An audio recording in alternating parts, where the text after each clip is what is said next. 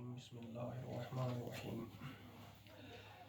الحمد لله الذي نور قلوبنا ببلاء الحسين وأخيه وجده وأبيه وأمه وبنيه وشيعته ومواليه وأجل عيوننا بالبكاء وأزائه والصلاة والسلام على النبي الأمي القرشي الطهي بالقاسم محمد اللهم صل على محمد وآل محمد. أما بعد فقد قال الله تبارك وتعالى في محكم كتابه القرآن المجيد وهو أصدق الصادقين وقوله الحق بسم الله الرحمن الرحيم قل لا أسألكم عليه أجرا إلا المودة في القربى صلوات محمد وآل محمد.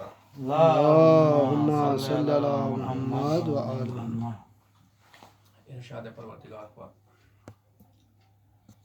میرے حبیب ان سے کہہ دیجئے کہ میں تم سے کوئی اجر نہیں طلب کرتا، کوئی اجر نہیں مانگتا سوائے اس کے کہ تم میرے قرابت داروں سے محبت کرو۔ یہاں پر آیت میں القربہ ذکر ہوا ہے تو اس کی متعدد تفسیریں کی گئی ہیں، ان میں دو تفسیریں اہم ہیں۔ ایک تفسیر یہ ہے کہ یہ خطاب کفار و مشرکین کے ساتھ ہے، یعنی کفار و مشرکین سے خطاب ہے کہ میں تم سے کوئی اجر طلب نہیں کرتا، یعنی میں نے جو یہ تبلیغ کی ہے اس کے بارے میں تم سے کوئی اجر طلب نہیں کرتا، مگر یہ کہ جو آپ کی اور ہماری جو قرابت داری ہے، جو رشتہ داری ہے، صرف یہی ہے۔ اب سوال یہ ہے کہ یہ تفسیر غیر مربوط ہے، اس لیے کہ خطاب کفار و مشرکین سے نہیں ہے بلکہ مومنین سے ہے، اور کفار و مشرکین کے ذہن میں گمان میں نبی کی تبلیغ کرنا، ان کے خداؤں کو برا کہنا ایک جرم ہے، اور جرم کا کوئی صلہ، کوئی اجر طلب نہیں کیا جاتا۔ دوسری تفسیر قربہ سے یہ ہے کہ قربہ کے معنی ہے قریبی رشتہ دار، اور قرآن میں جہاں بھی قربہ بغیر قرینے کے استعمال ہوا ہے تو اس کا مطلب یہ ہے کہ قریبی رشتہ دار کو قربہ کہتے ہیں، یعنی نبی یہ کہنا چاہتے ہیں کہ میں تم سے کوئی اجر طلب نہیں کرتا سوائے اس کے کہ تم میرے قریبی رشتہ داروں سے محبت کرو، مودت کرو۔ نبی سے پوچھا ہے اللہ کے نبی یہ رشتہ دار، یہ قربہ کون ہے؟ تو نبی نے واضح طور پر بیان کر دیا، اس سے مراد مولا کائنات ہیں، جناب فاطمہ زہرا ہے، امام حسن ہے اور امام حسین ہے۔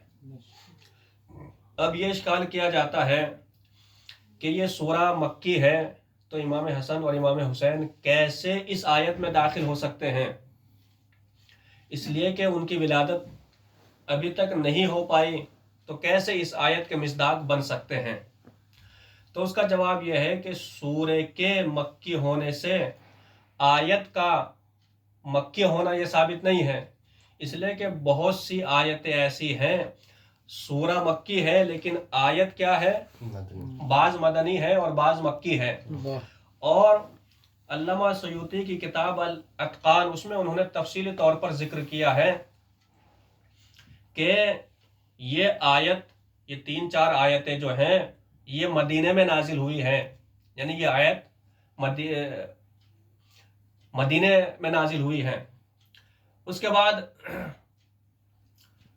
علامہ مودودی اپنی تفسیر تفہیم القرآن میں وہ کہتا ہے کہ نبی اس مقام پر ہے، اس بلندی پر ہے، اس جگہ پر ہے کہ نبی کی یہ شایان شان نہیں ہے، نبی اپنے رشتہ داروں کے لیے، اپنے عزیز و اقارب کے لیے مودت طلب کریں، اجر طلب کریں، یعنی اس کو ایک ذوق تسلیم نہیں کر سکتا، اس لیے کہ انبیاء نے جب اجر طلب نہیں کیا اپنے رشتہ داروں کے لیے تو پھر آخری نبی بھی اپنے رشتہ داروں کے لیے اجر طلب نہیں کر سکتے۔ اور یہ خطاب کفار و مشرکین کے ساتھ ہے، یعنی یہ علامہ مودودی نبی کی شان میں اور آل محمد کی شان میں جسارت کرتا ہے، توہین رسالت کرتا ہے، توہین آل محمد کرتا ہے، یہ کہہ کر کہ کوئی ذوق سلیم اس بات کو تسلیم نہیں کرتا کہ نبی اپنے آل کے لیے یعنی اجر طلب کریں۔ تو مسئلہ یہ ہے کہ اگر اصحاب کے شان میں، اصحاب کے بارے میں کوئی جھوٹی سے جھوٹی بھی روایت ہو تو وہ یہ قبول کر لیتے ہیں، لیکن آل محمد کی شان میں کوئی بھی فضیلت ہو تو یہ ماننے کے لیے تیار نہیں ہے۔ اور ان کی کتابیں بھری پڑی ہیں جس میں نہ جانے کتنی غلط حدیثیں ہیں جو نبی کی طرف منسوب کی گئی ہیں۔ رضاعت الکبیر جیسے مسئلے کو یہ قبول کر لیتے ہیں، اور جوانوں کو غسل کا طریقہ سکھانا، نجاست کے احکام بتانا، یہ سب مان لیتے ہیں۔ اور سلمان رشدی نے جو نبی کی تصویر پیش کی ہے وہ خود انہی کی کتابوں سے پیش کی ہے، لیکن آل محمد کے فضائل ہضم نہیں ہوتے ہیں۔ کہا کہ نبی اپنی اولاد کے لیے اجر طلب نہیں کر سکتے، جبکہ ہم دیکھتے ہیں انبیاء اپنی اولاد کے لیے، رشتہ داروں کے لیے اجر طلب کرتے ہوئے نظر آتے ہیں۔ جناب ابراہیم جب جناب اسماعیل کو صحرا میں چھوڑتے ہیں تو پروردگار سے دعا کرتے ہیں، ربنا انی اسکنتو، کہا کہ پروردگار میں جناب اسماعیل کو اس صحرا میں بیابان جنگل میں چھوڑ کر جا رہا ہوں بغیر ذی زرع، کہا کہ ایسی جگہ پر جہاں آبادی نہیں ہے، جہاں زراعت نہیں ہے، ایسے مقام پر چھوڑ کر جا رہا ہوں۔ فاجعل افئدۃ من الناس تہوی الیہم، لوگوں کے دلوں کو میری ذریت کی طرف پھیر دینا۔ یعنی نبی اپنی ذریت کے لیے دعا کرتے ہوئے نظر آتے ہیں اور یہ منع کرتے ہیں۔ کہا کہ جناب ابراہیم کے لیے جب اللہ نے کہا انی جاعلک للناس اماما، تو فوراً جناب ابراہیم نے یہی تو کہا، قالا ومن ذریتی، میری ذریت کا بھی خیال رکھنا۔ نبی یہ کہتے ہوئے نظر آتے ہیں کہ میری ذریت کے لیے محبت قرار دیں، مودت قرار دیں، اجر قرار دیں۔ اور آپ درود ابراہیم کو دیکھیں، اس میں آل کے اوپر درود بھیجا گیا ہے۔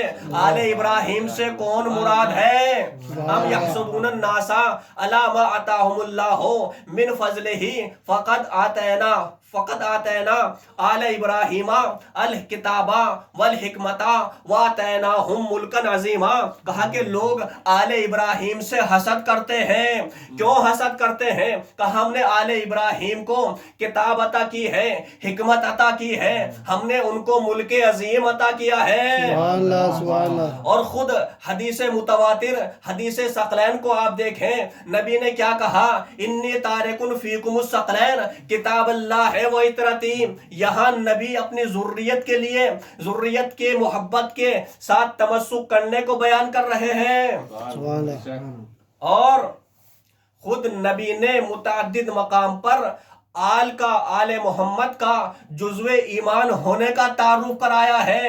اور حدیث قصہ میں یہی تو کہا، اللہم ان ہؤلاء اہل بیتی وحمتی وخاصتی، لحمہم لحمی دمہم دمی، یولمونی ما یولمہم، انا حرب لمن حاربہم وسلم لمن سالمہم۔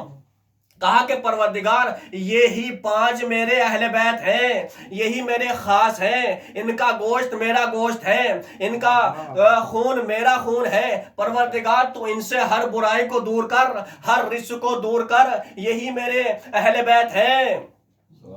اللہ نے کیا کہا، ان اللہ اصطفیٰ آدم ونوحا وآل ابراہیم وآل عمران علی العالمین۔ ادھر ذریت کے لیے بات کی جا رہی ہے، لیکن علامہ مودودی کے حلق سے یہ بات اترتی نہیں ہے۔ اور اللہ نے سورہ انعام میں 18 نبیوں کا ذکر کرنے کے بعد کہا وَمِنْ آبَائِهِمْ وَذُرِّيَّاتِهِمْ وَإِخْوَانِهِمْ وَاجْتَبَيْنَاهُمْ وَهَدَيْنَاهُمْ إِلَىٰ صِرَاطٍ مُسْتَقِيمٍ۔ 18 نبیوں کا تذکرہ کرنے کے بعد کہا یہ جو نبی ہوں گے، یہ جو ہادی ہوں گے، یہ جو رسول ہوں گے، یہ کن میں سے ہوں گے؟ یا تو نبیوں کی ذریت میں سے ہوں گے، یا نبیوں کے یہ جو ہادی ہوں گے یا تو نبی کا باپ ہوگا، یا نبی کی ذریت میں سے ہوگا، یا نبی کا بھائی ہوگا۔ اللہ نے یہ نہیں کہا کہ صحابی امام ہوگا، صحابی ہادی ہوگا، بلکہ جو نبی ہوگا، نبی کا بھائی امام ہو سکتا ہے، نبی کی ذریت میں سے کوئی ہادی ہو سکتا ہے، نبی کا باپ امام ہو سکتا ہے، ان کو اللہ نے چنا ہو، ان کو اللہ نے استفا کیا ہو۔ یعنی یہ ذریت کے لیے طلب کیا جا رہا ہے۔ کہتے ہیں کہ یہ کفار و مشرکین کے ساتھ خطاب ہے، اس کے آگے اور پیچھے جو آیتیں ہیں وہ کفار و مشرکین کے ساتھ ہے۔ پھر کہتے ہیں کہ یہاں جو اللہ استعمال ہوا ہے یہ متصل ہے یا منقطع ہے؟ اس میں دو نظریے ہیں۔ اس میں اہل سنت کی ایک بڑی جماعت ہے، وہ کہتی ہے کہ یہ قُلْ لَا أَسْأَلُكُمْ عَلَيْهِ أَجْرًا إِلَّا الْمَوَدَّةَ فِي الْقُرْبَى، یہ اللہ جو یہاں استعمال ہوا ہے یہ اللہ منقطع ہے۔ اگر منقطع مراد لیتے ہیں تو اس کا مطلب یہ ہے میں تم سے کوئی اجر طلب نہیں کرتا، میں تم سے کوئی سوال نہیں کرتا۔ وَلَكِنْ أَسْأَلُكُمْ أَن تَوَدُّوا قَرَابَتِي، یعنی یہ قرابت داروں سے، رشتہ داروں سے محبت کرنا یہ اجر نہیں ہے، لیکن پھر بھی آپ محبت کیجئے۔ یعنی یہ محبت کرنا اجر نہیں ہے۔ اگر منقطع مانتے ہیں اس لیے کہ پہلے نبیوں نے اپنی اولاد کے لیے اجر طلب نہیں کیا ہے، لہٰذا آخر نبی بھی اپنی اولاد کے لیے اجر طلب نہیں کریں گے، ان کی سنت کے اوپر عمل کرتے ہوئے۔ لیکن دوسرا نظریہ جو یہ کہتے ہیں کہ یہ منقطع نہیں ہے بلکہ متصل ہے، استثناء متصل ہے، وہ یہ کہتے ہیں کہ یہ آل محمد سے محبت کا جو حکم دیا گیا ہے یہ اجر ہے۔ یعنی قُلْ لَا أَسْأَلُكُمْ عَلَيْهِ أَجْرًا إِلَّا الْمَوَدَّةَ هَذَا، یعنی ان سے محبت کرنا یہ اجر ہے۔ وہ دلیل یہ دیتے ہیں کہ متصل کا استعمال قواعد عربیہ میں حقیقتاً ہوتا ہے اور منقطع کا استعمال مجازن ہوتا ہے، تو جب تک متصل کی جگہ رہتی ہے استعمال کرنے کی گنجائش رہتی ہے، منقطع کا استعمال کرنا صحیح نہیں ہوتا ہے۔ اور دوسری بات یہ ہے کہ یہاں جو اجر طلب کیا گیا ہے یہ مادی اجر نہیں ہے، یہ دنیاوی اجر نہیں ہے، بلکہ ایک معنوی اجر طلب کیا گیا ہے۔ اور پھر تیسری بات یہ ہے کہ یہ ضروری نہیں ہے جو گزشتہ نبیوں نے کام نہیں کیا ہے وہ آخری نبی بھی اس کام کو انجام نہ دے۔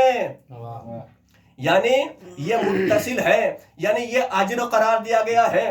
پھر یہ ہے کہ جتنے بھی انبیاء گزرے ہیں ان کے لیے جو اجر کا لفظ استعمال ہوا ہے وہاں پر من اجرن استعمال ہوا ہے، لیکن یہاں پر صرف ایک آیت ہے جہاں من کا استعمال نہیں ہوا ہے، وہاں پر استعمال ہوا قُلْ مَا أَسْأَلُكُمْ عَلَيْهِ مِنْ أَجْرٍ، یعنی نبیوں نے عوام سے یہ کہا ہم تم سے کوئی اجر طلب نہیں کرتے، لیکن تھوڑا سا اجر ہم چاہتے ہیں، جتنی تمہاری استطاعت ہو، جتنی تمہاری طاقت ہو۔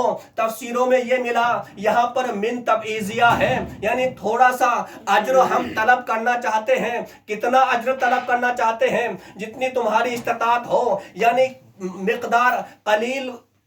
کتنا قلیل؟ یعنی جس طرح سمندر میں ایک مچھر اپنا پر پانی میں ڈبوتا ہے اور اس سے جو قطرہ ٹپکتا ہے، یہ مثال قلیل کی دی ہے، یعنی تھوڑا سا اجر ہم تم سے طلب کرنا چاہتے ہیں۔ اس کے بعد نبیوں نے خود ہی انکار کر دیا، ان اجریا الا علی اللہ، ہم تھوڑا سا اجر تم سے طلب تو کرتے ہیں لیکن یہ تھوڑا بھی ہم نہیں چاہتے، ہمارا اجر اللہ کے اوپر ہے۔ یعنی مطلب یہ ہے ان نبیوں کے زمانے میں کوئی ایسی چیز نہیں تھی جو نبیوں نے تبلیغ کی ہے اس تبلیغ کا یہ اجر بن سکے، لیکن نبی کے زمانے میں ایک ایسی چیز تھی جو نبی نے تبلیغ کی ہے، جو توحید کا پیغام پہنچایا ہے، جو جنت کے بارے میں بتایا ہے، جو عدل، نبوت، امامت، قیامت کے بارے میں جو پیغام دیا ہے، جو ان سب کا یہ بدل ہو سکے۔ یعنی آل محمد کی محبت جو کچھ نبی نے بیان کیا ہے وہ اس کا بدل ہے، اسی لیے یہاں پر من استعمال نہیں ہوا ہے بلکہ اجرن بغیر من کے استعمال ہوا ہے۔ اللہ اسلکم علیہ اجرن الا المودۃ فی القربى، اور یعنی یہ اجر مکمل طور پر نفی کی، کوئی اجر نہیں چاہتا۔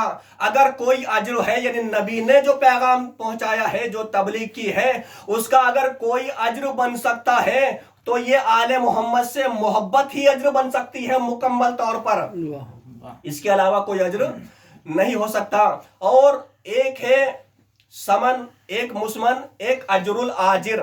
اگر کوئی آل محمد سے محبت کرتا ہے، اس محبت کے عوض میں اگر خداوند عالم ایک قدم کے اوپر 1000 حج 1000 عمرے کا ثواب عطا کرتا ہے، جبرائیل اور میکائیل اس کی زیارت کرتے ہیں، اس کے لیے استغفار کرتے ہیں، اس کے لیے تشییع جنازہ کرتے ہیں، اس کے لیے استغفار کرتے ہیں، تو اس کا مطلب یہ ہے کہ سمن اور مسمن اور اجر الاجر میں مناسبت ہونی چاہیے۔ کہا کہ سمن کسے کہتے ہیں، مسمن کسے کہتے ہیں، اجر الاجر کسے کہتے ہیں؟ کہا کہ مسمن وہ ہے جو کچھ بھی نبی نے تبلیغ کی ہے اس کو مسمن کہتے ہیں، اور سمن کیا ہے؟ جو اس کا اجر ہے، آل محمد سے محبت، یہ سمن ہے۔ یعنی یہ آل محمد سے محبت یہ پورا کا پورا اس کا بدل ہے، اس کا مقابل ہے۔ مثال کے طور پر اگر کوئی گھر بیچ رہا ہو تو اس گھر کی قیمت اتنی ہوگی جتنی اس گھر کی قیمت ہو سکتی ہے، اس کی مالیت ہو سکتی ہے، یعنی مناسبت ہونی چاہیے۔ اسی طرح یہ جو رسول نے پہنچایا ہے یہ محبت پوری کی پوری اس کا بدل ہے۔ اسی طرح اگر کوئی آل محمد سے محبت کرتا ہے، اس کے اجر میں، اس کے صلے میں، اس کے بدل میں اگر ایک قدم کے اوپر اللہ حج اور عمرے کا ثواب عطا کر دیتا ہے تو کوئی بعید نہیں ہے، یہ اجر الاجر ہے، یہ اس محبت کا اجر ہے۔ اس لیے کہ اگر اللہ اس محبت کے صلے میں، اجر میں پوری کائنات اس کو عطا کر دے، جنت کی تمام نعمتیں اس کو عطا کر دے، یہ بھی کم ہے۔ صلوات پڑھے محمد و آل محمد پر۔ اللہم صلی علی محمد و آل محمد۔ کہا کہ ہم تم سے کوئی اجر طلب نہیں کرتے ہیں سوائے اس کے کہ تم مودت کرو۔ یہاں پر مودت کا لفظ استعمال ہوا ہے، محبت کا لفظ استعمال نہیں ہوا ہے۔ جب علماء سے پوچھا گیا کہ محبت اور مودت کا فرق کیا ہے تو انہوں نے بیان کیا کہ اگرچہ دونوں کے معنی ایک ہیں لیکن محبت عام ہے اور مودت خاص ہے۔ اور ایک معنی یہ ہے، ایک فرق یہ ہے کہ محبت کسی عنوان سے کی جاتی ہے، محبت عارضی ہے، محبت کسی سبب سے کی جاتی ہے، محبت کسی وجہ سے کی جاتی ہے، حسن کی وجہ سے محبت ہوتی ہے، مال کی وجہ سے محبت ہوتی ہے، اچھے کردار کی وجہ سے محبت ہوتی ہے، لیکن مودت ذاتی ہے، مودت طبعی ہے، کسی عنوان کی وجہ سے مودت نہیں ہوتی ہے، بلکہ یہ بما ہوا کے اعتبار سے محبت ہوتی ہے۔ جس طرح ماں باپ کی محبت اولاد کے لیے ہے یا اولاد کی محبت ماں باپ کے لیے ہے، ماں باپ بیٹوں سے محبت اس اعتبار سے نہیں کرتے ہیں کہ اس کا اخلاق اچھا ہے، اس کے پاس پیسہ ہے، بلکہ بما ہوا محبت کرتے ہیں۔ ایک فرق یہ ہے کہ محبت کے لیے اظہار کرنا پڑتا ہے، اگر محبت کمزور ہو تو بار بار اظہار کی ضرورت پڑتی ہے، لیکن مودت میں اظہار کی ضرورت نہیں ہے، عمل کے ذریعے پہچانی جاتی ہے، عمل کے ذریعے ثابت کی جاتی ہے۔ اور علامہ طباطبائی ایک فرق بیان کرتے ہیں، محبت اور مودت کا فرق آپ اس طرح سمجھیں جس طرح خضوع اور خشوع کا فرق ہے۔ خشوع اس کو کہتے ہیں اللہ کی عظمت، اللہ کی کبریائی کا دل میں احساس ہونا، یہ خشوع ہے، اور اسی احساس کو عملی جامہ پہنانا یہ خضوع ہے۔ اسی طرح عمل کے نام کو مودت کہتے ہیں، اظہار کے نام کو محبت کہتے ہیں۔ سبحان اللہ۔ اور یہ ضروری نہیں ہے کہ محبت ہمیشہ کمال اور رشد کی طرف آپ کو لے کر جائے، لیکن مودت ہمیشہ کمال اور رشد کی طرف لے کر جاتی ہے۔ صلوات پڑھیں محمد و آل محمد پر۔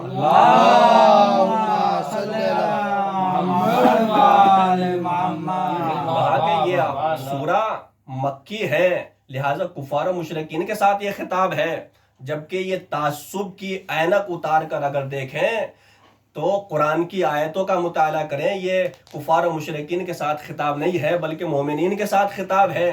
ان الذین آمنوا وعملوا الصالحات فی روضات الجنات لہم ما یشاؤون عند ربہم ذالک ھو الفضل الکبیر۔ مومنین جو عمل صالح انجام دیتے ہیں ان کے لیے جنت میں باغات ہیں، اور جو کچھ وہ چاہیں گے اللہ انہیں وہاں پر عطا کرے گا۔ یہ ان مومنین کے لیے ان کے اوپر اللہ کا بڑا کرم ہے، اللہ کی بڑی عنایت ہے، اللہ کا بڑا احسان ہے۔ ذالک الذی یبشرہ اللہ عبادہ الذین آمنوا وعملوا الصالحات، یہ خوشخبری اللہ اپنے خاص بندوں کو دینا چاہتا ہے، یہ فضل اللہ اپنے خاص بندوں کے اوپر کرنا چاہتا ہے۔ کون سا فضل کرنا چاہتا ہے؟ جس کی وجہ سے اللہ نعمتیں عطا کرتا ہے، اللہ فضل کر رہا ہے۔ قل لا اسألکم علیہ اجرا الا المودۃ فی القربى، مودت کرنا، آل محمد سے محبت کرنا، یہ اللہ کا بہت بڑا فضل ہے۔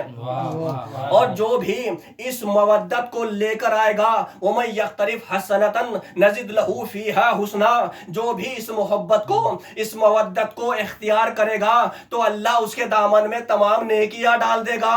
تمام نیکیوں کی یہ نیکی جڑ ہے، یعنی اہم نیکی یہ ہے، اس لیے کہ قرآن نے دوسرے مقام پر کہا وَمَن جَاءَ بِالْحَسَنَةِ فَزِدْ وَمَن جَاءَ بِالْحَسَنَةِ، جو بھی ایک نیکی لے کر آئے گا اور وہ خیر منہا وہم یومئذ من فزع یومئذ آمنون، جو بھی ایک نیکی لے کر آئے گا تو قیامت کے ہولناکیوں سے، قیامت کے حساب سے اللہ اس کو بچائے گا، اللہ اس کو محفوظ رکھے گا۔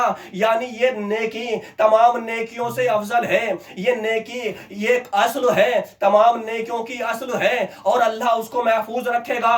وَمَن جَاءَ بِالسَّيِّئَةِ فَكُبَّتْ وَجُوهُهُمْ فِي النَّارِ، جو ایک برائی لے کر آئے گا تو اللہ جہنم میں اسے منہ کے بل ڈال دے گا۔ جب تفسیروں میں دیکھا اس ایک نیکی سے مراد کیا ہے جو اصل نیکی ہے، اس ایک برائی سے مراد کیا ہے، تو تفسیروں میں یہی ملا کہ نیکی سے مراد آل محمد کی محبت ہے، برائی سے مراد آل محمد کی دشمنی ہے۔ تو تاریخ میں کیا کوئی ایسا بندہ ملا کہ جس نے صرف ایک ہی نیکی کی ہو، اسی نیکی کے سبب وہ جنت میں چلا گیا ہو، نہ اس نے نماز پڑھی ہو، نہ اس نے روزہ رکھا ہو، نہ اس نے دوسرے اعمال انجام دیے ہوں، صرف ایک نیکی کی وجہ سے وہ جنت میں چلا گیا ہو؟ ہم نے تاریخ میں دیکھا کربلا میں ایک ایسا فرد ملا جس کو جناب حر کہتے ہیں، آتے ہی نہ اس نے نماز پڑھی، نہ اس نے روزہ رکھا، نہ اس نے کوئی دوسرا فعل انجام دیا، صرف اس محبت کو، اس نیکی کو اس نے حاصل کیا اور فوراً جنت میں چلا گیا۔ ایک نیکی کی وجہ سے فوراً جنت میں چلا جاتا ہے، یعنی یہ اہم نیکی ہے۔ اس کے بعد ارشاد ہوا، کہا کہ یقولون ام افترا ام اللہ کذبا، یعنی یہ کفار و مشرکین کہنے لگے یہ جو نبی نے آل محمد کی محبت کا حکم دیا ہے یہ اپنی طرف سے اعلان کیا ہے، اپنی طرف سے انہوں نے کہا ہے۔ ایک مرتبہ جیسے ہی نبی نے یہ سنا کہ کفار و مشرکین یہ کہتے ہیں، یہ اپنی طرف سے کہا ہے، آیت نازل ہوئی وَمَن یشاء یختم علی قلبک، اگر ہمارا حبیب کچھ بھی اپنی طرف سے بیان کرتا تو ہم اس کے دل پر مہر لگا دیتے. یعنی ہمارا حبیب کچھ بھی اپنی طرف سے بیان نہیں کرتا. وَلَوْ تَقَوَّلَ عَلَيْنَا بَعْضَ الْأَقَاوِيلِ لَأَخَذْنَا مِنْهُ بِالْيَمِينِ ثُمَّ لَقَطَعْنَا مِنْهُ بِالْوَتِينِ. اگر کوئی بھی نسبت اللہ کے علاوہ کسی غیر کی طرف دے گا، اپنی طرف سے بیان کرے گا، تو ہم اپنے نبی کی گردن توڑ دیں گے. ہم اس کو پکڑ لیں گے، دائیں طرف سے بھی پکڑ لیں گے، بائیں طرف سے بھی پکڑ لیں گے. اس لیے کہ ہمارا حبیب بغیر ہماری مرضی کے کلام ہی نہیں کرتا ہے. اور جن کے لیے اس نے اجر طلب کیا ہے یہ کوئی عام ہستی نہیں ہے. قل ما اسألكم علیہ من اجر وما انا من المتکلفین ان هو الا ذکر للعالمین. یہ جو ہم نے اجر طلب کیا ہے یہ کوئی کسی عام ہستی کے لیے اجر طلب نہیں کیا ہے. جن کے لیے اجر طلب کیا ہے یہ عالمین کی ہستیاں ہیں، یہ عالمین کا ذکر ہے. لیکن ان کی فضیلت، ان کی عظمت، ان کی محبت، ان کی فضیلت تمہیں ابھی سمجھ میں نہیں آئے گا، آئے گی. ان کا مرتبہ تمہیں ابھی سمجھ میں نہیں آئے گا.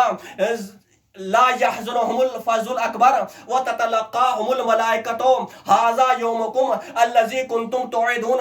قیامت کے دن جب حشر کا میدان ہوگا، جب قیامت برپا ہوگی، اس دن ان کی عظمت تمہیں سمجھ میں آئے گی. جب فرشتے ان سے ملاقات کریں گے کوئی خوف نہیں ہوگا، کوئی رنج نہیں ہوگا. اس وقت فرشتے ان سے کہیں گے آج تمہاری حکومت ہے، آج تمہارا دن ہے، یہ حشر تمہارا ہے، آج تمہاری ملکیت ہے. اس لیے کہ دنیا میں جو تم نے کیا، جو اللہ نے چاہا دنیا میں وہ تم نے کیا ہے. آج جو تم کہو گے اللہ اسے کرے گا. وَأَلْقِيَا فِي جَهَنَّمَ كُلَّ كَفَّارٍ عَنِيدٍ. آواز پروردگار آئے گی، تثنیہ کا صیغہ استعمال کیا ہے. تم دونوں جسے چاہو جنت میں بھیج دو، جسے چاہو جہنم میں بھیج دو. صلوات پڑھے محمد و آل محمد پر. اللہم صلی علی محمد و آل محمد. یہ سورہ شورى کی 23 سے لے کر 28 تک آیتیں ہیں جو آل محمد کی شان میں نازل ہوئی ہے.